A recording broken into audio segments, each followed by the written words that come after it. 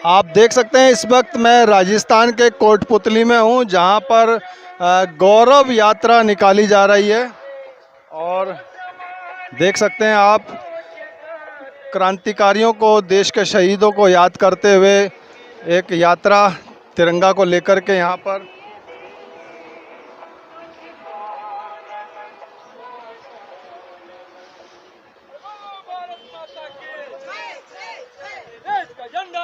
हाँ हेलो, नमस्कार सर, बहुत स्वागत है एएनसी इंडिया में। ये बताएंगे किस लिए क्या निकाला जा रहा है? गौरव यात्रा है, आजादी की गौरव यात्रा जो अहमदाबाद गुजरात से राजघाट दिल्ली तक जा रही है। गौरव यात्रा 1200 किलोमीटर का सफर तय कर रही है। पैदल यात्रा है? ये पैदल यात्रा है। कहाँ से शुरू हुई है? ये गुजरात से शुरू हुई है। ये गुजरात से शुरू हुई है और राजस्थान होते हुए ये जा रही है दिल्ली, राजघाट दिल्ली। और किनके नेतृत्व में हो रहा है? आदरणीय लालजी देसाई जी, राष्ट्रीय अध्यक्ष, प्रदेश अध्यक्ष हेम सिंह जी शेखावत जी के नेतृत्व में ही हो रही है। मैं आपको मिलवाता हूँ, आ जाइए, आपको राष्ट्रीय अध्यक्ष जी से मुलाकात करवाता हूँ। ये सचिन पायलट जिंदाबाद के जो नारे लगाए जा रहे हैं, ये यात्रा से इनको कोई लेना देना नहीं है।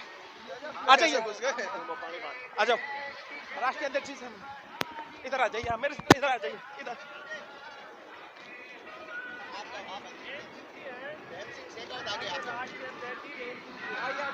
आगे मिलेंगे आपको। वो बेवकूफ सचिन पायलट जिंदाबाद बीच में कौन कर रहा था?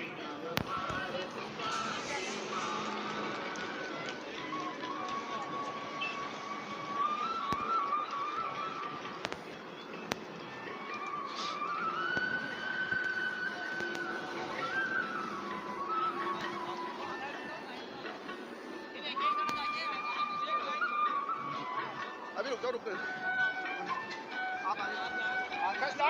आगे से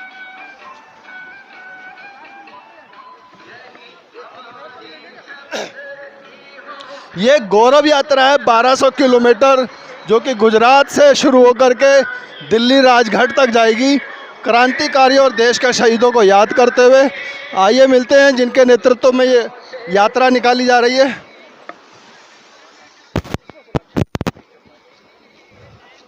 थोड़ा जोर से ऐसे खटाक लगना चाहिए।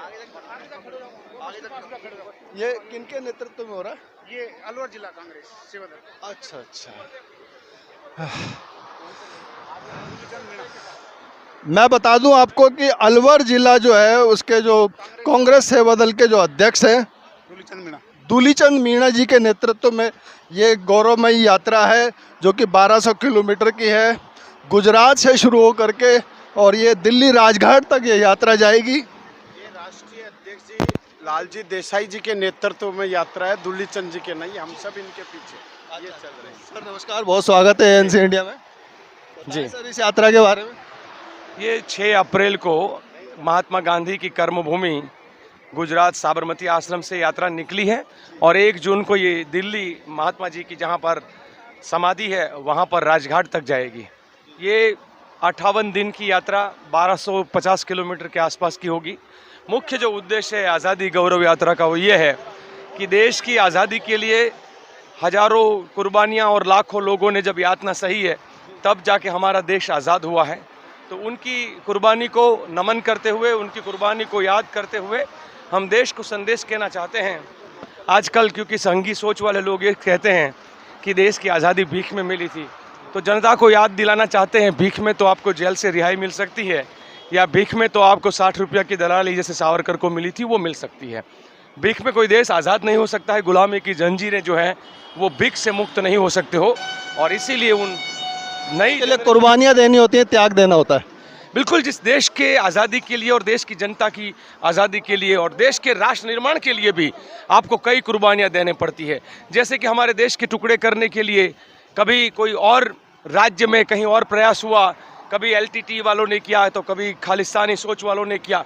उसी समय पे भी आप देखेंगे तो इंदिरा जी से लेकर राजीव जी ने अपना बलिदान दिया है। तो देश की एकता, अखंडता, बंधुता जो है वो बलिदान से होता है। बाबा साहब आम्बेडकर ने जिंदगी अपनी इस सेवा दल के पूरे देश के नवनिर्माण के लिए दिया। ऐसे हर वीरों को हम याद करते हैं वो चाहे सुभाष चंद्र बोस हो, चाहे भगत सिंह, सुखदेव और राजगुरु हो, मंगल पांडे या खुदीराम बोस हो। तो ये मूल बात जो है कि देश की आज़ादी में लड़ने वाले जब लड़ते थे तब हमने कोई ना हिंदू देखा, ना मुसलमान देखा, ना सिख दिखाए ईसाई, ना बौद्ध, पारसी या जैन बहाई। वही भारत माता की 8 संतान जो है वो मिलकर लड़ रही थी। आज देश को क्या हो गया, नफरत की आंधी में झोंक दिया जा रहा है।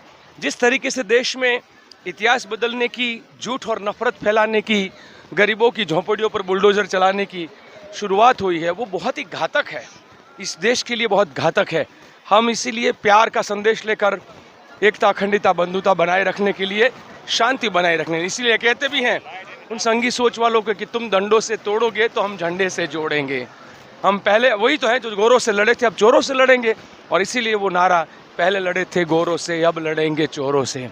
बहुत बढ़िया, बहुत शानदार। आप रोज़ कितना किलोमीटर चल रहे हैं? अभी हमारा एवरेज जो है वो 24 किलोमीटर रोज का आ रहा है, कभी 32 भी 34 तक चले हैं, कभी 16, पर हमारा एवरेज जो है वो 24 किलोमीटर हम लोग लगातार चल रहे हैं। और मैं कहूँगा कि तपतपाती धूप में भी जब से भारत माता की चूमते हुए जब आगे बढ़ते हैं तो और एनर्जी मिलती है। ना बारिश, ना आंधी, ना धूप हमको यहाँ रोक सकती है। तो ये कुदरत, भारत माता जो है उस हमको एनर्जी दे रही है। एक बार सर दर्शकों को अपना परिचय दे दीजिए। मैं लालजी देसाई हूँ, सेवादल का राष्ट्रीय अध्यक्ष हूँ।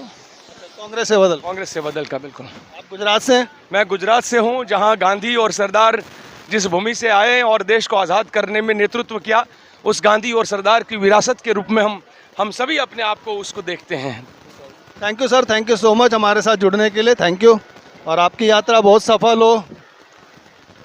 तो ये थे गुजरात से कांग्रेस सेवादल के राष्ट्रीय अध्यक्ष, और आप देख सकते हैं कि रोज़ करीब करीब 30-35 किलोमीटर ये पैदल यात्रा कड़ी धूप में और इस मौसम की मार को झेलते हुए ये अपने साथियों के साथ, कांग्रेस सेवादल के सदस्यों के साथ अपनी यात्रा को पूरा कर रहे हैं। 1200 किलोमीटर की यात्रा का इनका ये लक्ष्य है, जो कि देश में शहीदों को याद करते हुए, क्रांतिकारियों को याद करते हुए एक संदेश देना चाह रहे हैं। भारत को जोड़ने की बात ये कर रहे हैं, ना कि तोड़ने की बात कर रहे हैं। और मैं अपने कैमरामैन व्यास कुशवाहा के साथ राजस्थान के कोटपुतली से इसी खबर के साथ आपसे विदा लेता हूँ।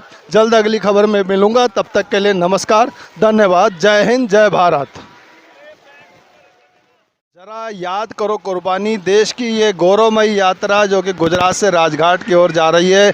हमारे साथ हैं भाई साहब। हम सर अपना परिचय देते हुए बताएं, आप इस यात्रा में कैसे जुड़े हैं, क्या कर रहे हैं? मेरा नाम गुजर आर के पटेल, दौसा लोक सेवा में सेवा के लिए आए हैं। आप कहाँ से हैं? दौसा जिला। दौसा जिला राजस्थान से ही हैं? राजस्थान से हूँ, दौसा जिला से। क्या कहना चाहेंगे इस यात्रा को लेकर के? देश को आगे बढ़ाने के लिए कोशिश करें, लोग सबको समझाइश कर रही है कि पब्लिक ऐसे ऐसे सुधार करो, ये करो, गांधी जी को नल दे के आएंगे। इस यात्रा का क्या उद्देश्य है, क्यों निकाल रही है यात्रा? गांधी जी के लिए नल दे के आएंगे, राजघाट तक, दिल्ली तक पहुँचेंगे, इसलिए निकाल रहे हैं, दिल्ली राजघाट तक। धन्यवाद सर। देश को शांति का पैगाम देने के लिए, देश के शहीदों को याद करते हुए ये यात्रा निकल रही है।